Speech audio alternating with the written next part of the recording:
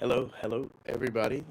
Welcome to day 6 of our Transformation CEO Challenge. This is our recap, but unfortunately, I'm probably not going to do a recap today. I just want to say that there's something on my mind that I want to share before we start day 6.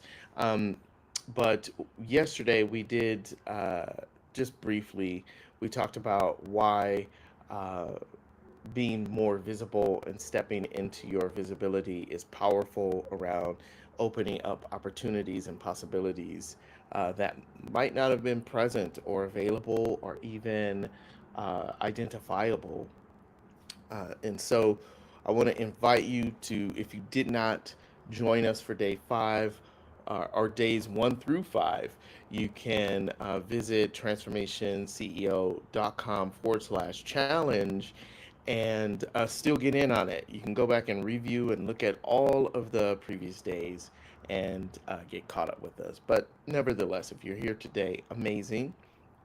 And usually I do a 5 minute recap before we get started. But there's something that is on my heart and mind this morning, and I wanted to share with you all. Yesterday, I used a term that I always use uh, when I'm even looking at my own stuff, you know. And I use this term, and the term is bullshittery. I use the term bullshittery, and sometimes, when you're doing transformational work, you got to bring some levity and some light to it, right? It's not, life is not designed, nor is it meant to, and nor do I believe the creator of my understanding wants me to be. Um, 100% serious all the time. Like there's going to be some light. There's got to be light and levity. There's got to be fun. And not to mention, I live with and am in love with a comedian who keeps me in stitches all the time. And so I used this term yesterday, and some people who are in the live stream with me, one person related to that term and commented, and posted the term in the chat, and I think someone else in the chat was offended by that, or not even offended, but maybe that person responded in a way was thinking that the person who posted bullshittery in the chat was being disrespectful to me in some capacity, and posted and expressed their feelings about them expressing that in the chat. So I hope I made that clear, but I was all over the place. But anyway, I saw the chat discussion, but I was in the live stream and didn't address it on the live stream. And um, what I want to say is I want to say absolutely thank you to both individuals because you brought up for me a lesson around perspective, and you demonstrated fully how two people could have different perspectives and be fully self-expressed still in a loving way from opposing perspectives, and it takes is a conversation to realign, to actually get on the same page. And you both handled yourself with love and respect. No, I don't feel like either party was disrespectful to the other. I feel like you just looked at things from two different perspectives, and still you fully self-expressed yourself, which is, I'm all about full self-expression, like actually expressing what you came here to express through a filter of love. And the beautiful thing about the place that I stand, the perspective that I got to see um, in this particular exchange is I got to look from a perspective of the overall picture. So I got a little bit more of a vantage point. And what that brought up for me was that life shows up that way all the time. Like there is one way of looking at something, there's a thousand other ways of looking at it.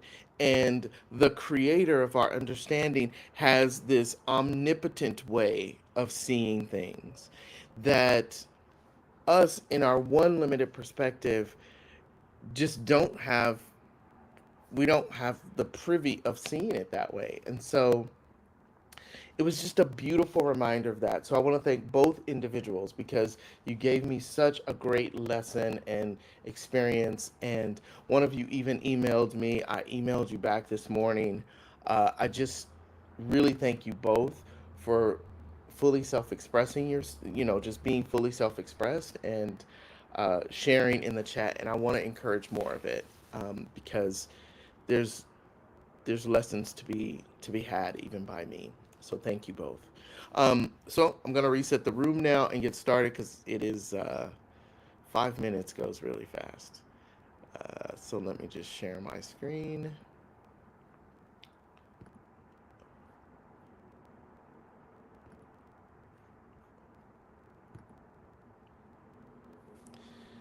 Okay, all right, here we go. Welcome to day 6 of the Transformation CEO Challenge. Today we're going to be talking about how you create your vision for success. I'm your host, your facilitator, Dr. EJ Johnson, and I just want to say thank you for being here. I also want to acknowledge you. It's like 6 days in, right? So we're celebrating all the victories here. So I want to acknowledge you for being on this journey with me, for being 6 days in. We're almost to the halfway point since this is a 14-day challenge. But I want to just say for you to take a moment, take a breath, and just acknowledge yourself for even if today is day one for you and you're just joining, you're just seeing this on social media and you're joining us today, just acknowledge and love on yourself for a second and take that moment just to say, I'm here, I've arrived, today is the day. So welcome to day 6.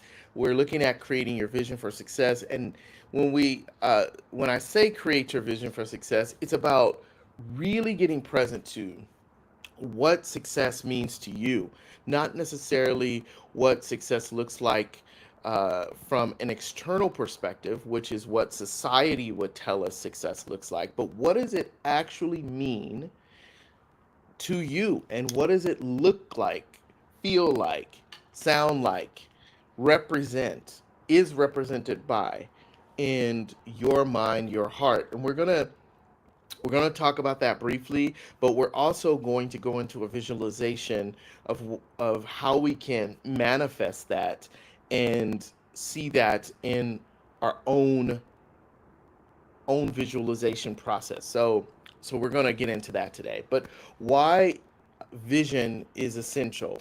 Number one, you're talking to a guy who does visualization processes every single day because I know the power of visioning what you desire in your life, visioning your intention, going into this visioning process actually puts the mind in a state of creation. And you start to create that in your mind, which then projects into the physical reality. So your vision is your North Star. It will guide your actions, it'll guide your decisions. It also guides your mind to start to realize and identify things that are in alignment with that vision. A clear vision keeps you motivated, it keeps you engaged, um, and you know, everybody needs that motivation when life be lifing, right? Life shows up, it throws obstacles, we see obstacles in our path. And one of the things that I've discovered about visioning helps me to get over those obstacles. It helps me to push through those times that are taxing and tiring and discouraging, and to keep going, right? To keep going because it's easy and can be comfortable to stop pursuing what we desire in our life, to stop pursuing our transformation or our expansion. But when we use this technique of visualization and visioning what we desire, it makes it very real in our mind's eye. Our mind's eye is very powerful in the creation process because uh, there's a study about the reticular activating system. I don't have the time to go through all of what the reticular activating system does and is, but a millisecond, the reticular activating system is almost like the guiding force of the law of attraction, right? When we visualize something, we start to see it, presence it, access it, look for it, identify it, and actually experience it even more. So the way the reticular activating system works is, if you decide today, I want a purple car, and let's get specific. I want a purple truck, let's say. Purple GMC Sierra truck. Let's say you get real specific. You see it in your mind's eye.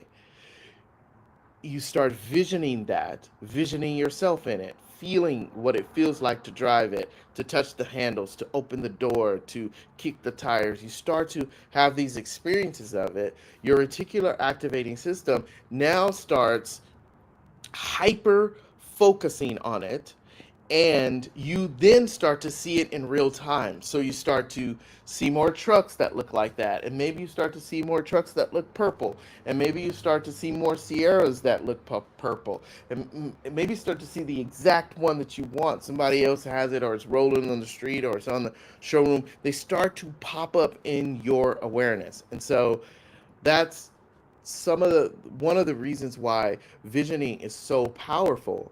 It what does it look like for you? It's about hyper focusing on bringing into your awareness a crystal clear image and experience of what it is you desire most, what it is you want in your experience, what you want to create, what you desire. And so it also affords us the opportunity to dream. I don't think, you know, we give ourselves the time or space to dream, right? We have this image of what society tells us success is. A lot of that looks like something like fame, fortune, riches, uh, and an Instagram lifestyle, if you will. And what I want you to get clear about, or what I'd like you to consider, is what is that what does that really look like for you? If you had all the money in the world, and you could do with whatever you want to do with, underneath having all the materialism that you may desire, and there's nothing wrong with wanting fancy clothes, a nice house, a big car, or a big house, nice car, whichever one. There's nothing wrong with wanting those physical or material things.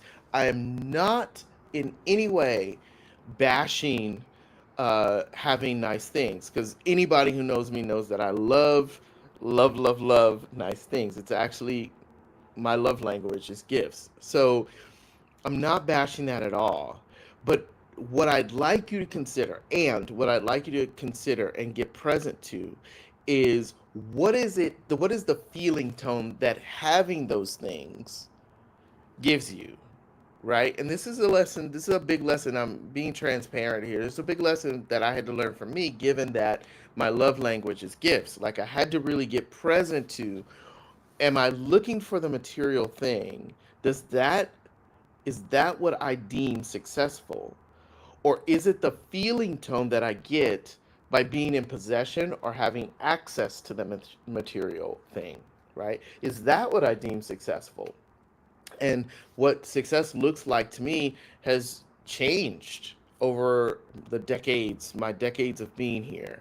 I've been here 50 years. I'm 50 years old. And what success looked like for me in my teens, my 20s, my 30s, all were different. It was different at each one of those decades. It's now it's vastly different now that I'm 50, right? So experience kind of dictates. When I get gut level honest with myself, I was just having a conversation just 2 days ago with my partner.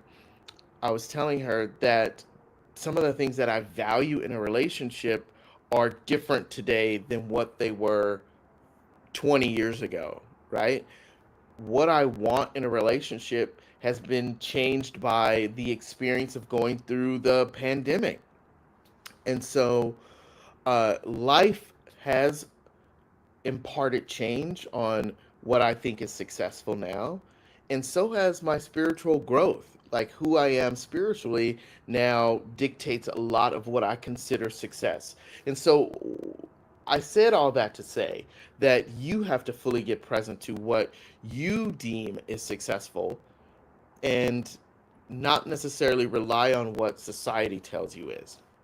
So we're going to do a brief visualization exercise that is one taken from the program that I created called Elevated Vision Practice.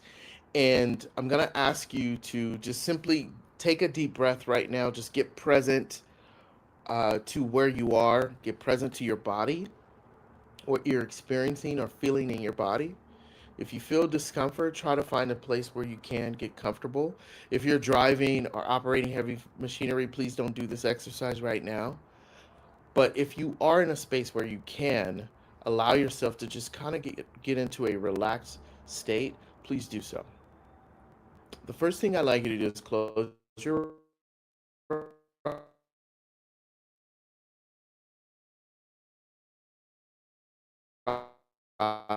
eyes. The act of breathing is a divine gift. Every time you breathe, you are breathing in new life. And every time you exhale, you are exhaling that which you no longer need. And if you would just close your eyes and imagine yourself 1 year from now, having realized what your version of success is, that could look like anything. It's not necessarily what you have externally. I want you to envision what success looks like for you internally. Do you have a sense of peace? Is there a sense of elation or joy? What does it feel like on the inside?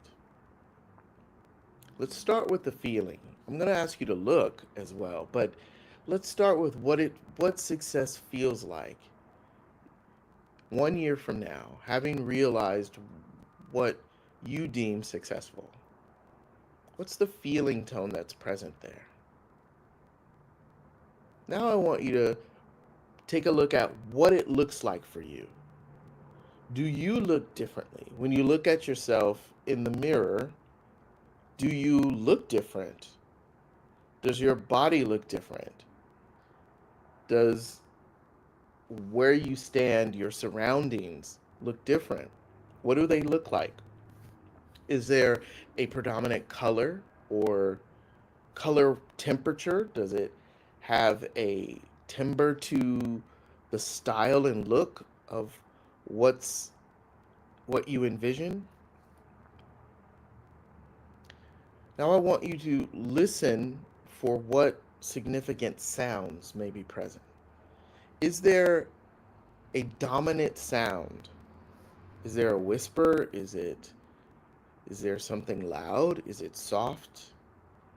If there's no sound, it's perfect. If there is, it's perfect. Whatever you see, whatever you hear, whatever you feel in this feeling of success is perfect. Now, I'd like you to get present to whether there is any sort of significant smell. Is there anything related to it? Is there a smell of beautiful flowers or a smell of dampness in the air? What is there? Is there any sort of smell there that's significant? If there is, perfect. If there isn't, perfect. Now, I'd like you to get present to one last thing. Who are you serving? What work are you doing? Are you working? Who are you making an impact on? And in what way? What capacity?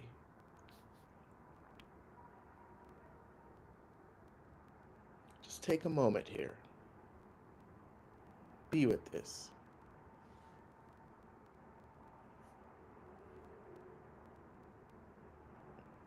Now, we're walking through this a little bit fast, but I'd like you to allow the images, feelings, smell to just kind of fade away, just drift away. Like you can always recall it, but right now you're just going to allow it to drift away. And when you're ready, you can open your eyes again. Come back into the space, back with me. And, this process is very quick, very simple. This is easily a 2 hour process, right? In the elevated vision practice, we do this for about 45 minutes to really get fully locked in. But it's good enough in these couple of minutes that we've done for you to get a sense of what success really is for you. So I'm going to ask you to, as an action, to write down what you saw. Now, it's sometimes helpful for people to draw it out. I like to draw it out, and sometimes the drawings don't even make sense. They just look like abstract lines because I'm not great at drawing, but I can get my point across. But I invite you to play around with this. Just recall what you saw, or what you heard, or what you smelled, or what you experienced, and write or draw it out. Include any emotions that emerged.